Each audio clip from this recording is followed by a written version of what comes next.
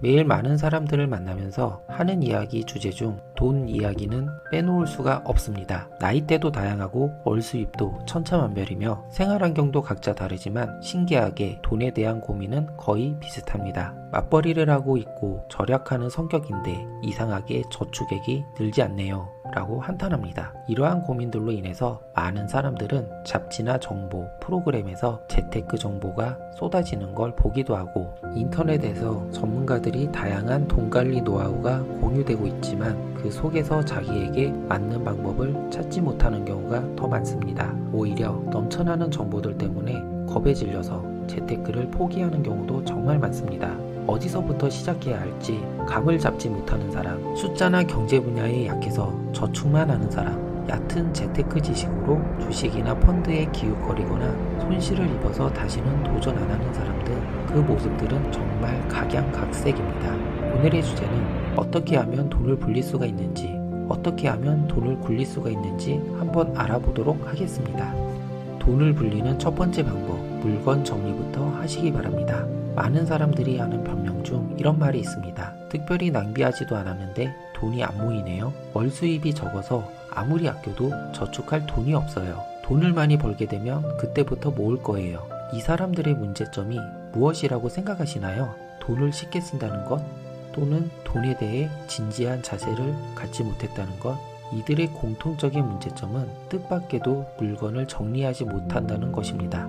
자신이 무엇을 가지고 있는지, 자신이 갖고 있는 물건이 어떤 기능이 있는지 정확히 알지 못해서 이미 있는 물건을 또 사기도 하고 비슷한 용도의 물건을 여러 개 구입하기도 합니다. 그러다 보니 필요한 데만 돈을 쓰는 것 같은데도 돈이 모이지 않았던 것입니다. 그렇기 때문에 돈을 잘 관리하는 능력을 키우려면 좋은 투자처를 찾는 것보다 지금의 생활 방식을 점검하는 것이 먼저 선행되어야 합니다. 주변을 둘러보면 수입이 많지 않은데도 돈을 정말 잘 모으는 사람이 있습니다.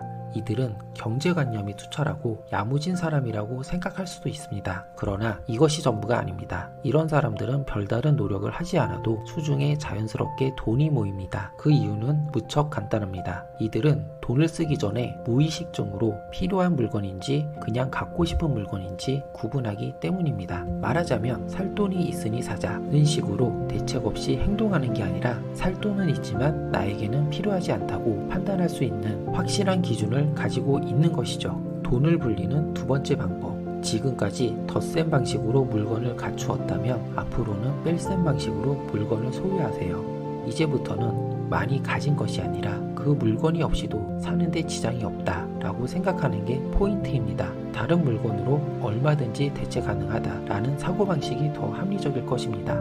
언젠가는 쓰겠지 라는 생각으로 무턱대고 사서 갖고 있지도 않아도 필요할 때 사거나 빌리는 일이 굉장히 쉬워졌습니다. 사용 빈도가 낮거나 단기간에만 필요한 물건은 빌리거나 중고 물품을 사서 활용하는 게 좋습니다. 돈을 불리는 세 번째 방법, 신경 쓰이는 지출 항목만 골라서 기록하라. 가계부에 디테일하게 일일이 작은 것까지 지출 금액을 적는 일은 생각보다 쉽지가 않습니다. 그러나 반대로 평소 자신이 유난히 지출비로 많이 나가는 것과 신경 쓰이는 지출 항목을 골라서 먼저 기록하도록 하세요. 일단 이렇게만 적어놔도 마음에 걸리는 부분이나 조심할 필요가 있는 부분이 눈에 띌 것입니다. 여기까지 간단하게 돈을 불리는 습관을 이야기했다면 이제부터는 조금 더 실전 사례를 이야기해 볼게요. 첫 번째, 돈을 불리는 부자들의 투자 비밀. 여러분은 투자라는 말을 들으면 어떤 생각이 드시나요? 아마도 많은 분들은 투자는 도박과 같아서 운이 따라야 한다. 투자는 왠지 의심스럽다, 두렵다 라는 식으로 생각하는 사람이 더 많을 것입니다. 어떤 사람은 이런 생각으로 망설이는 동안 또 어떤 사람은 투자를 선택하여 몇 년 후에 큰 돈을 모으는 사람도 있습니다. 우리가 주변에서 보고 있는 부자들은 지난 과거 작은 투자를 시작점으로 돈을 불려나갔고 부자가 되었습니다. 돈을 모으지 못하는 사람들과 부자가 된 사람의 차이점은 이렇습니다. 부자가 되는 사람은 지금 할 수 있는 것부터 시작하자고 먼저 생각합니다. 이를테면 종잣돈이 10만원이라도 그것으로 살 수 있는 금융상품에 투자를 합니다. 물론 10만원이라는 소액으로는 투자 효과가 적기 때문에 그것으로 자산을 늘리는 것은 현실적이지 않을 수도 있습니다. 그러나 실제로 투자를 한다는 행동을 체험하면 많은 것을 깨닫게 됩니다. 가벼운 예로 면허증을 장롱 속에 넣어두고 도로에서 운전 한번 해본 적 없는 사람은 운전은 무섭다, 운전은 어렵다는 부정적인 생각을 하고 있습니다. 그러나 막상 운전을 해보면 의외로 무섭지가 않아 더 멀리 가고 싶다는 기분이 듭니다. 투자도 마찬가지입니다. 실제로 해보면 이런 식으로 돈이 불어나는구나, 이것을 하면 돈이 줄지 않을까 하는 경험치가 쌓여서 투자를 선입견 없이 바라볼 수 있게 되는 것이죠. 10만원이라면 대부분 바로 융통할 수 있지 않을까? 지금은 인터넷으로 가볍게 투자할 수 있는 시대입니다. 투자 신탁이라면 10만원부터 할 수가 있습니다. 투자 신탁은 투자가에게 모은 자금을 펀드 매니저가 투자 운영하는 상품입니다. 많은 사람들이 돈을 못 모으는 이유는 1000만원이 모이면, 5천만원이 모이면, 1억이 모이면 시작한다는 기약 없는 약속을 먼저 하기 때문입니다. 우선 나에게 10만원이 있던 100만원이 있던 그 금액에 맞는 작은 투자부터 해나가는 행동력이 가장 중요합니다. 이런 행동력은 분명 10년 뒤에 다른 결과를 가져올 것입니다. 두 번째, 투자의 우선순위. 여러분, 자산운용에 투자하는 것과 자기 자신에게 투자하는 것, 어느 쪽이 더 중요할까요? 결론부터 말하면 양쪽 모두 중요합니다. 부자가 되려면 둘 다 빼놓을 수가 없습니다. 하지만 각각 적절한 시기가 분명 존재합니다. 20대에서 30대에는 자기 투자에 돈과 시간을 써야 하는 게 맞습니다. 자기 투자란 지금의 자신보다 더 돈을 벌 수 있는 자신이 되기 위해서 돈을 쓰는 것입니다. 일에 도움이 되는 자격증을 취득하거나 새로운 노하우를 배운다거나 외국어를 공부한다거나 사람과의 만남을 만드는 이러한 체험은 자신의 가치를 높이고 미래의 가능성을 키워줍니다.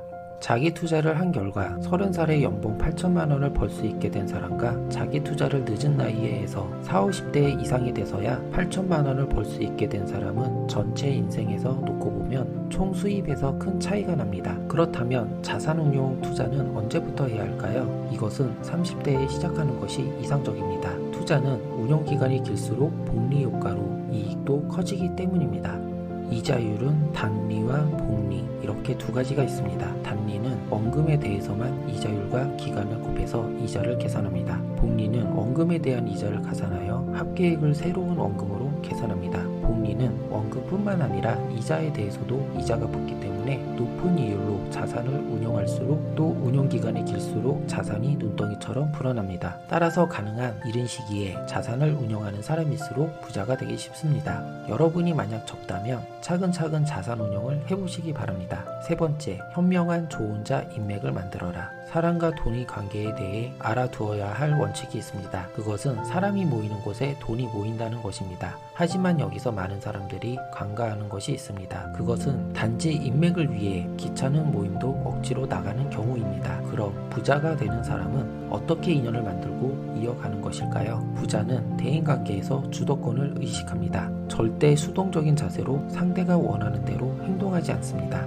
물론 부자도 술자리나 교류 모임에 초대를 받는 경우가 있습니다. 그러나 조금이라도 싫다거나 귀찮다는 생각이 들면 주저없이 거절합니다. 명확한 이유가 없어도 직감적으로 가기 싫다고 느끼면 거절합니다. 그리고 사실 부자는 인간관계를 넓히는 자리로 밤늦은 시간에 술자리보다는 점심시간을 중시합니다. 그 이유는 밤에 만나서 술이 들어가면 상대방의 거리가 단번에 가까워질 가능성은 물론 있지만 그것을 모두 무의로 돌려버릴 만큼 단점도 있습니다. 그 이유의 첫 번째는 기분만 고조된 채 끝나는 경우가 많기 때문입니다. 술이 취해서 무슨 말을 했는지 기억이 확실하지가 않고 그냥 즐거운 술자리로 끝나버립니다. 두 번째는 대화가 잡다해집니다. 술 기운에 이 말 저 말 던지게 되어 말하는 사람도 듣는 사람도 기억하지 못하는 내용이 많습니다. 세 번째는 시간 낭비입니다. 술에 취해 기분이 좋아지면 시간이 허락할 때까지 술자리가 계속됩니다. 시간만 갈 뿐 2차나 노래방으로 이어져도 생산적인 대화가 결코 나오질 않습니다. 진짜 부자가 되는 사람은 점심시간을 적절히 활용해서 인간관계를 쌓습니다. 점심을 같이 하면서 생산적인 이야기가 오갑니다. 밤에 만나는 술자리와 달리 하염없이 시간을 끌지 않아 효율적인 대화가 가능한 것입니다. 그리고 마지막으로 주변 사람에게 조언을 구할 때는 그 사람의 지난 과거의 모습을 생각해 보시기 바랍니다. 그 사람이 지난 과거 얼마나 열심히 철저한 계획을 갖고 많이 연구하며 살아왔는지 말입니다. 그리고 조언을 구하면 안 되는 사람은 이렇습니다. 항상 계획은 정말 멋있는데 실천은 단 1%도 안 하는 사람. 본인은 경험해보지도 않았으면서 멋들어지게 이야기하는 사람, 항상 남을 비꼬는 사람, 이런 사람들에게 조언을 구하면 나 자신도 망하게 됩니다. 그리고 그들과 똑같은 생각을 하게 되고 항상 그 자리에 맴돌 뿐입니다. 이상 오늘의 영상을 마무리하겠습니다. 내 인생의 성공의 길을 제시해주는 채널 생각 속의 주머니를 구독하고 더 나은 미래를 설계해보세요.